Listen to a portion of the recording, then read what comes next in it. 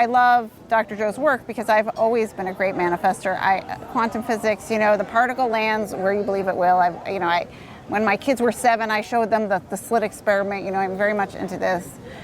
And so because I had the 2 things, I was like, all right. So I had a list of 21 things. And the most important thing to me was obviously someone who understood me, who believed in the path that I chose, because I really have, as a physician, it's kind of hard to recalibrate your life when, now I just get people off of meds, and like I'm bringing a group of patients to the progressive at Apollo, and, I'm doing a lot of different things. So I decided, support would be great, and love, and,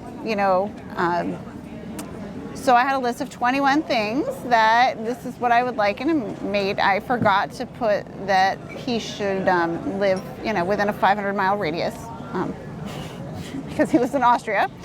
But so yeah, I did that meditation. And again, I think that love was also very healing, because I could feel in the meditations, I would cry, when Dr. Joe would say, and all of your needs are met, and I could feel him. Like I knew he wore jeans, not that he's wearing jeans now, but like the only visualizations I got were at points he was wearing jeans, and I could feel his love. I could feel this beautiful vibration of love. And that's the exact vibration he has. So that was with me starting in August of last year. So we went to Lake Garda separately, obviously, and we were just friends. The nice part of the story is we were just friends all week. We kind of hung out all week. We met the first day. And I should also mention that I sort of am very tuned into the universe. So I sort of have this spirit guide who I call like a bully, not in a bad way, but they're very demonstrative. And I'm usually quite shy. And so I sort of saw him. We were all sort of, that first morning, backed up in the stairwell for breakfast. It was kind of like traffic was stopped. And I noticed him, and he ended up noticing me, which I didn't know, and remembered what I said, which I didn't even remember, to someone else. And then I went back to my room, because I'm always crying after the meditations, and fixed myself up. And then when I came back, they weren't letting everyone into breakfast.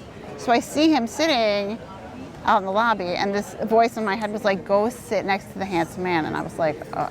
And I've had this voice in my life before where I knew you have to listen to it. The universe will only give you so much. So I did, and so the rest is history. But we were just friends all week. Well, everybody else thought we were already a couple. Apparently everyone else knew, but then a few weeks later I went to Austria, and by the time I went to Austria to visit him, we were already in love with each other. So that's our story. What's really important about that story is that Pam had first had to fall in love with herself and with life again, like taking back her life, until she could find the right match. That was really important. That's a very good point. So in December, the month before I went to Italy, my mind moving Italy, Fight Song was the name of my song, and it was about taking back my life.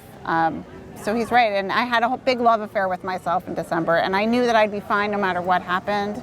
And I do think that's why it came in. But I thought like I was just setting a tone for years down the road, or it was beautiful. The most unexpected time. Yes.